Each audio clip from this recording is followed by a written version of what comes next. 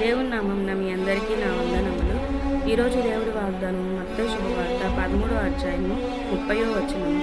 కోతకాలం వరకు రెండిటిని కలిసి ఎదుగనీయుడి. కోతకాలమందు గురుగులను ముందుగా కూర్చి వాటిని కాల్చివేయుటకు కట్టెలు కట్టి గోధుమలను నా కొట్టులో చేర్చిపెట్టుడని కోతగాండ్రతో చెప్పుదనను. ప్రియమైనటువంటి వారులారా, మనలో నిత్యము వచ్చే ఆలోచన అన్యాయంగా జీవించే వాళ్ళకి దేవుడు ఎందుకు ఇంత మంచి ఐశ్వర్యాన్ని ఇస్తున్నాడు, ఇంత మంచి ఆరోగ్యాన్ని ఇస్తున్నాడు, వారెప్పుడు సంఘానికి రారు కదా, వారెప్పుడు సన్నిధికి రారు కదా అనే ఆలోచన వస్తూ ఉంటుంది. దేవుడు ఏం చెప్తున్నాడంటే, భూమి మీదకి పంపించినప్పుడు మనందరినీ మంచి విత్తనముల వలె ఇక్కడికి ఈ లోకానికి మనందరినీ పంపించాడు.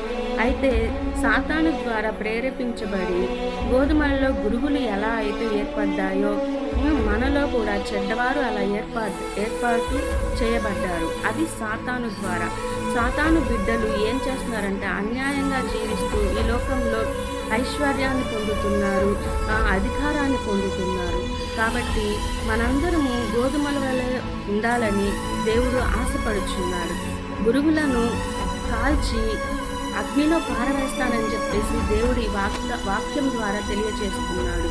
ప్రియమైనటువంటి వారు, దేవుడు నాతో మాట్లాడాలనుకున్న విషయం ఏమిటంటే, చివరి వరకు దేవుని సన్నిధిలో దేవుని ఆలోచనలతో మనం జీవిస్తే దేవుడి రాజ్యంలో మనం వారసులు అవుతామని దేవుడు ఈ వాక్యం ద్వారా తెలియజేస్తున్నాడని నా ద్వారా మీతో మాట్లాడుతున్నాడు. కాబట్టి మనందరము నిత్యము దేవుని సన్నిధిలో న్యాయంగా దేవునికి ఇష్టమైన బిడ్డలుగా నడవాలని ఆశపడుచున్నాను.